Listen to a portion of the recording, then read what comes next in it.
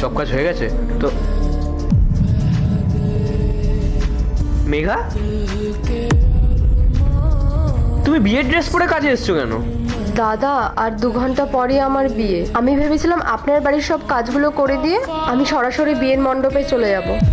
দাদা, আপনি তো আমাকে বলেছিলেন আজকে আমাকে আসতেই হবে। আপনাদের বাড়িতে অনেক অতিথি আসবে, তাই আমার ছুটি হবে না।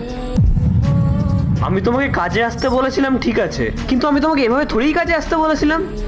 যদি এভাবে না আসতাম তাহলে বিয়ের জন্য লেট হয়ে যেত। আর বিয়ের কি আছে, ওটা তো আমি যে কোনো সময় করে নিতে পারবো। আর দাদা, আপনি তো বলেছিলেন আপনাদের বাড়িতে আজকে অতিথি আসবে, আমি যাতে ছুটি না করি, অনেক কাজ আছে। দাদা, 15 তারিখ আমার বিয়ে, তাই ওদিন আমি কাজে আসতে পারবো না। প্লিজ আমাকে ওদিনের জন্য ছুটি দিয়ে দিন। মেঘা, 15 তারিখ আমাদের বাড়িতে অতিথি আসবে, একটু বোঝার চেষ্টা করো। আর তুমি যদি না আসতে পারো তাহলে এবারে কাজ ছেড়ে দাও।